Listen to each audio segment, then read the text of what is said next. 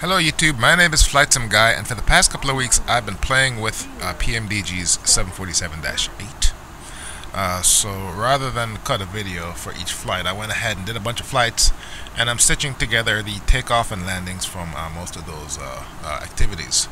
Here we're doing a flight from Vegas to St. Louis, Missouri.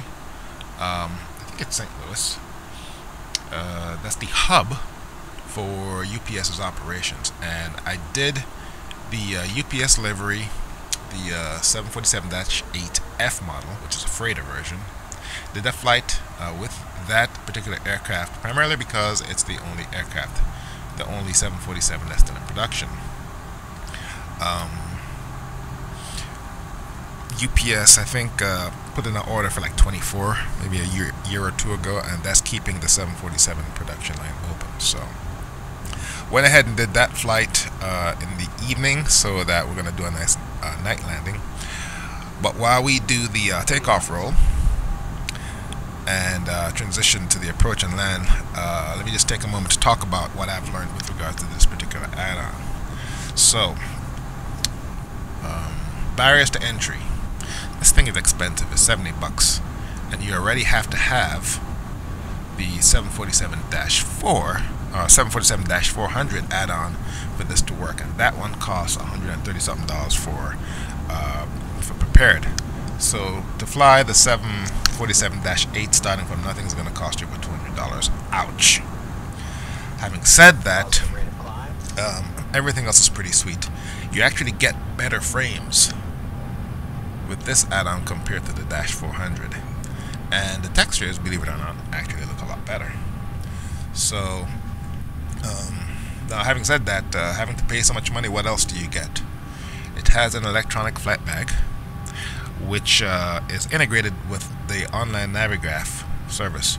So if you have a subscription to the Navigraph charts, you have access to every single one of those charts in your EFB, which is to the left hand of the pilot's yoke. You also have integrated checklists, not flow lists, checklists, in the center display. You just go ahead and select checklists, and you can interact with it. Just use your mouse. Very easy to figure out. Couple things I've learned flying the 747. First of all, simming for so long, you think I'd know better. When I was going through the checklist, I realized that the checklist items were very abbreviated, so I posted online. So, hey, what's the deal? Why am I only seeing a handful of things there? They're like, well, what you're thinking about are flow lists. Checklist only, goes over the critical checklist items for each phase of flight, and I didn't realize that. So, the integrated checklist is just a checklist, not the flow list. Still need to do your flows, and if you're not familiar with your flows, have a flow checklist to help walk you through. Also, for the 747, when you take off, you don't arm your spoilers. That's only a Airbus and an MD-80 thing. Good to know. What else can we say about this add-on?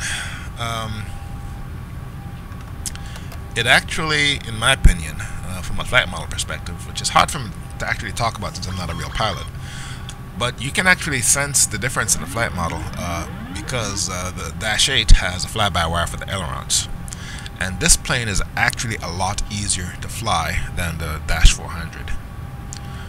So, if you have to do any manual flying anywhere, it does a pretty good job. Having said that, is it worth an extra $70? And not only that, but you have to have a Navigraph subscription to get access to those charts, and that's going to cost you another $40 or $50 a year. So the costs associated with this add-on, kind of gets out of hand. So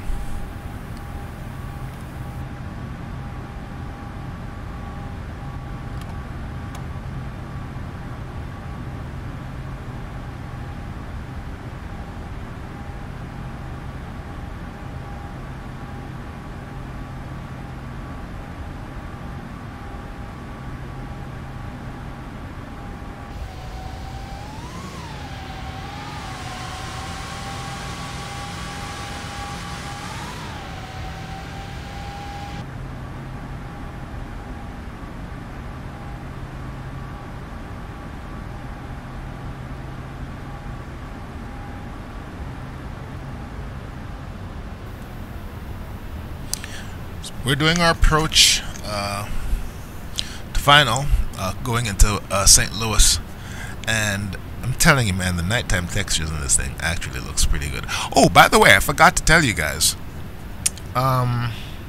Text came out with an update to their product, so I uninstalled the old one and installed a new one, and that fixed my P3D install. As you may recall, my P3D wasn't remembering its configuration settings, so every time I loaded the sim, I had to go through and reset everything the way I wanted it.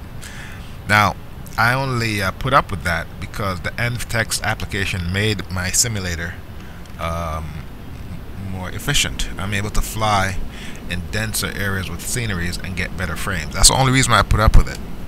But with this new update to MTEX, everything remembers. So because of that, I can actually fly some other aircraft that I had to stop flying because I needed to make changes to the prepared config file that it wouldn't remember. So yeah, flying in to St. Louis, and I don't think I had a custom scenery for this one. Intercepting the ILS, piece of cake, walk in the park. If you're good at flying the Dash 400, picking up the Dash 8, very little new stuff to learn. Most of the skills transfer right over. With regards to the 747-8, I did some research. Boeing only sold about 150 copies of the aircraft, and a lot of people were saying this aircraft was a failure because it only sold so much. On the contrary, I don't think this aircraft was a failure at all. Boeing proposed this aircraft right around the same time Airbus proposed the A380. This plane was a hedge, a low-risk hedge for Boeing. Just in case the A380 was successful, Boeing would have something to offer. Having said that, Boeing was putting all their money in the 787. And on Airbus's side, they were hedging their bets on the A380 by developing the A350. Anyway, when Boeing developed this aircraft, they call it the Dash 8, 747-8, because it borrows a lot of technology from the 787 that was in development. That includes engines. They did a complete redesign of the wing. They extended the fuselage by about 40 to 50 feet, and they redid the avionics. So on the outside, it looks pretty much, like the same aircraft, except extended a little bit. But underneath, it's an all-new aircraft, and Boeing put it together, put it out, and a handful of customers bought the aircraft only because, they figure it was Boeing and whatnot. But they only sold 150 copies. The last customer, UPS, saved the production line by ordering 24 copies, and they're producing, I don't know, one every 6 months or one a month or some crap, I don't recall. Very low production rate. Once that order is a done deal, the production line will most likely shut down. So let's go ahead and check out this approach and land.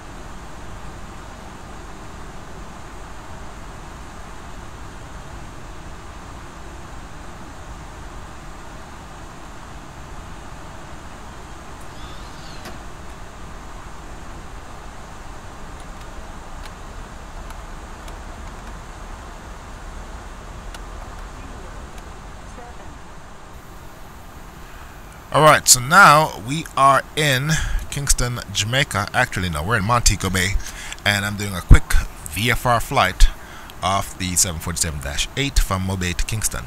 I like to do this flight a lot with new aircraft so I can hand flight and check it out.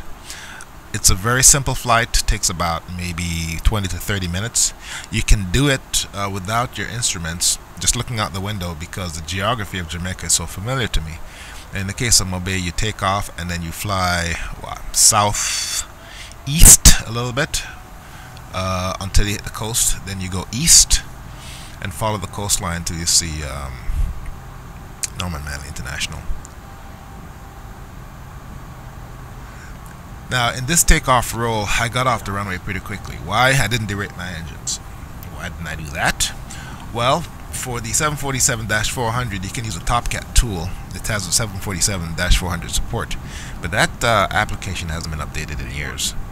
So you have to use the EFB to compute your derate and your V speeds.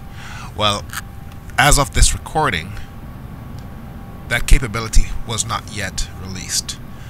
2 days ago, PMDG put out an update via the operations tool that will implement that. So in the EFB, you can go in and you can pass data back and forth between the EFB and the FMC with regards to your weights and whatnot, and it will compute your derate and give you your V speeds. Since the capability was not yet implemented, what you did was I did a standard assumed temperature of 75 degrees Fahrenheit, and I just did a standard derate. It wasn't optimized. And in this case, I had more than enough power to get off the runway.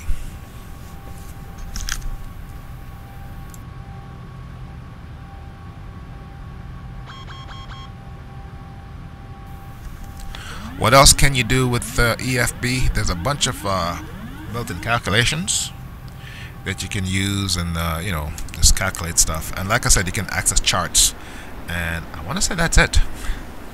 So it's a nice novelty, and the usability takes a little bit to figure out. You've got to show the keyboard, and you got to make sure you're clicking in the space where you need to enter data. Otherwise, it's a pretty cool tool. So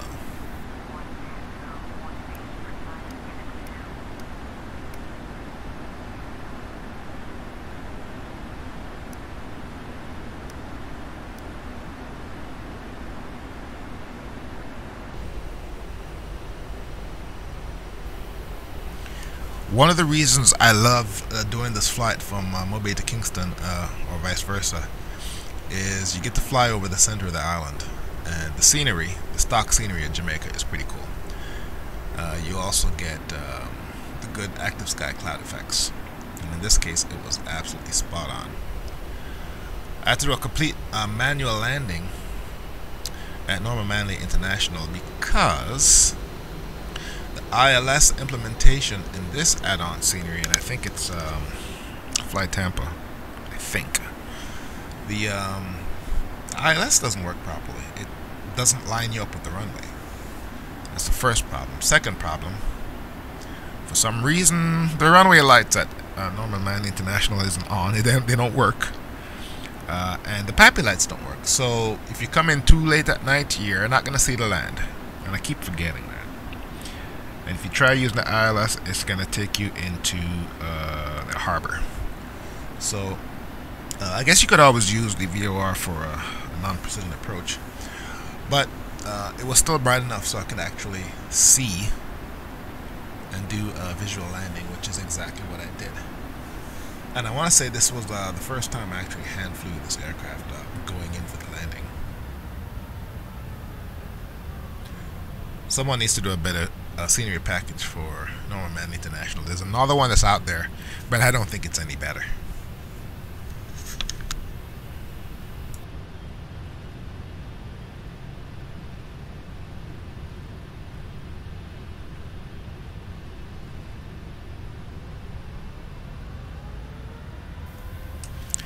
As far as 747s go, I think it's Just Flight. They're putting together 747-200, which is, hey Prince, which is an implementation of the 747 with the original flight engineer station, no FMC. Probably not going to be a deep dive study sim, but it will be a lot of fun to fly. I've been trying to justify buying iFly's 747-400. It looks very good, probably not that deep a simulation, but I can't imagine it not being fun to fly. So this one, it's fun to fly, but you also get a whole bunch of stuff that you don't see. For example, an aircraft can save its own state. It develops or simulates wear and tear. So every time you do a flight, you have to check your oil levels and your hydraulic fluid levels, and if it's low, you're going to have to top it off. Errors build up in the various systems, and if you don't fly the plane right, stuff will fail on you. Now, I don't have enough experience to deal with a lot of that stuff. I can barely fly the damn thing, much less try troubleshooting stuff if stuff goes wrong while I'm in the air. So I've disabled most of that stuff. But for all the hardcore simmers that do all the long hauls and whatnot, you know, it's a lot of fun. And speaking of long hauls, this is a long haul aircraft. I don't do long haul flights, but if you want to, you can go ahead and you know, you can do a nice long haul from, you know, United States to Europe. Just go ahead and turn on simulation rate acceleration at your top of climb, and it will just go on and do its thing, and you can get a 16-hour flight done in an hour and a half, 2 hours.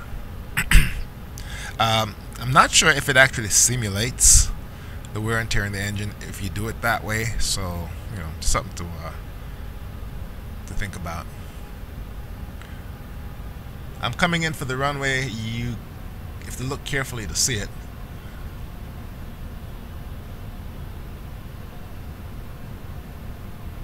But it was pretty interesting. So let's go ahead and check out this landing.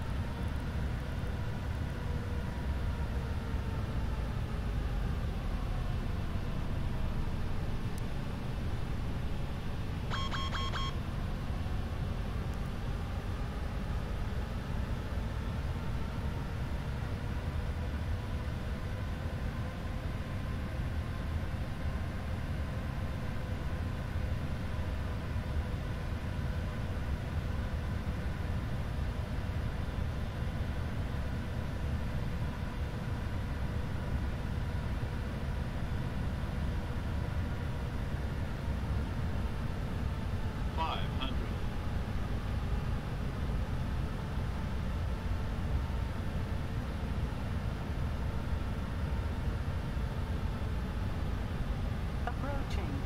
1, 2.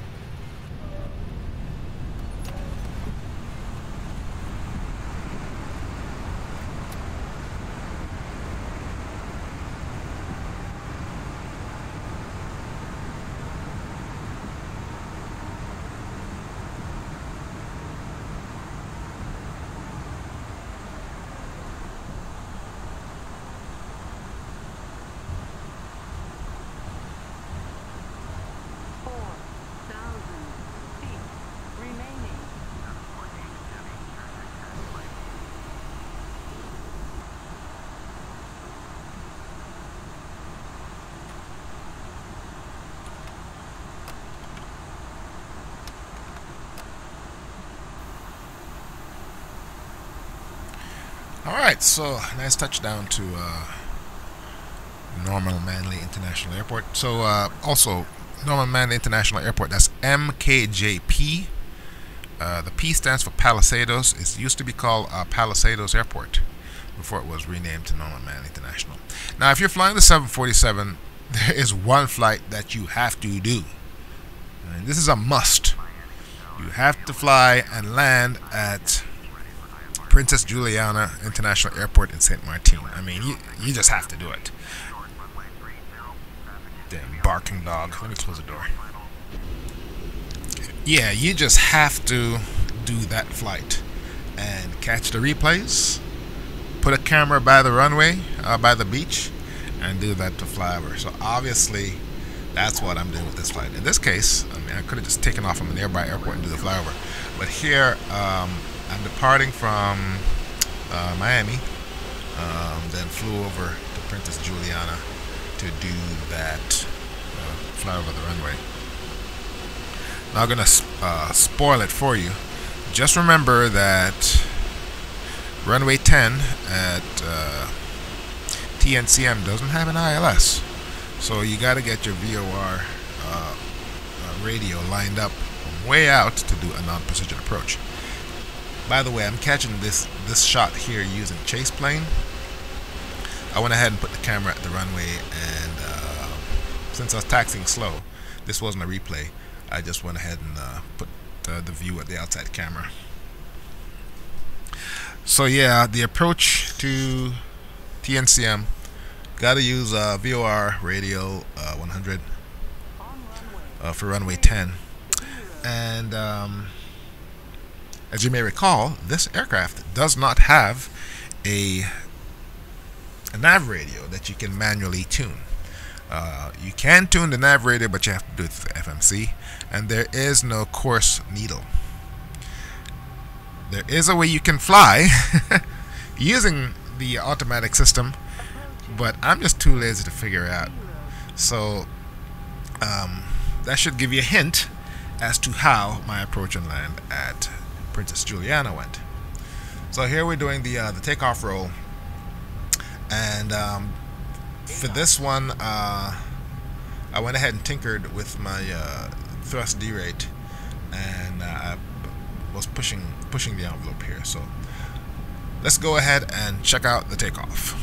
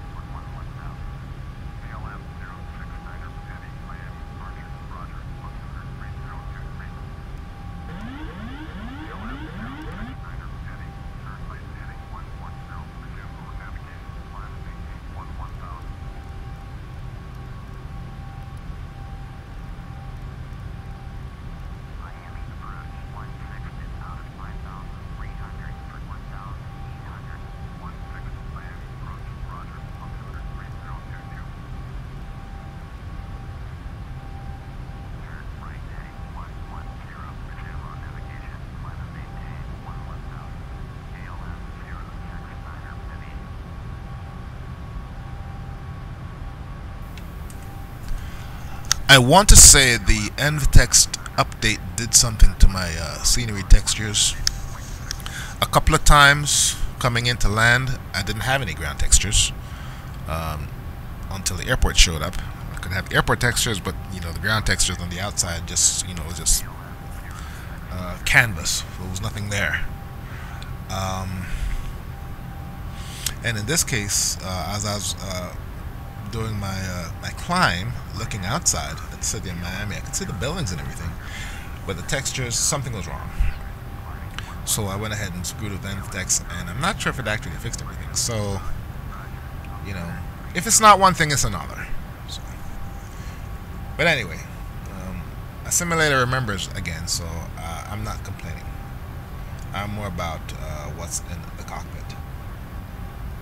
This was actually a pretty good takeoff. There is one thing that I have not yet figured out, and I guess I should go ahead and ask the question. So if you are taking off, okay, you set your thruster rate, whatnot, and you have LNAV and VNAV armed, and you have your auto throttle turned on. So once you hit toga and you take off, once those wheels leave the ground, where is the engines getting its thrust commands from?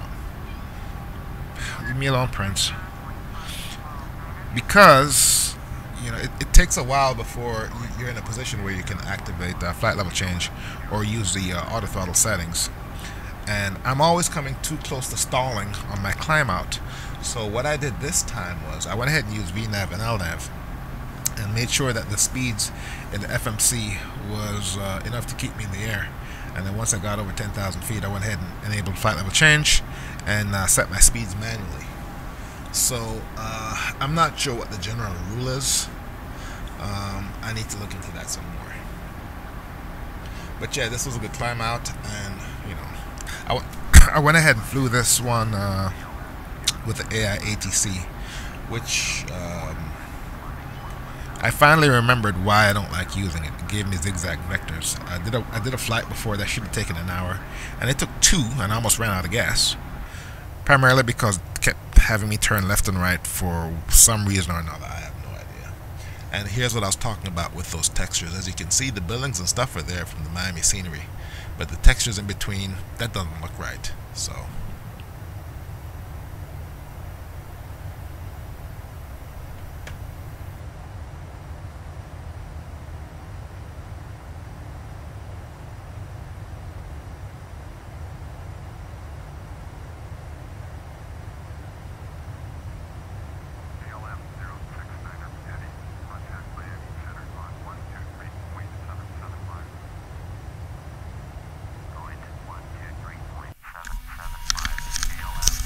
Alright, so we are coming in for my second, or is it third, approach to this damn airport. I did not have the patience to be professional about it. You know, learning on the fly how to tune the damn nav radio to do a VOR approach. So I figured I'd just hand fly the damn thing. And so I just did a basic pattern, which, you know, works for, you know, most aircraft, but this is a 747-8. It's a pretty big plane, and that's a relatively small runway. A friend of mine on Facebook asked me why was I flying such a big plane into such a tiny runway, and obviously my answer to her was very, very naughty. So, you know, obviously this is another go around, but you know, I was getting tired, so let's check out this landing.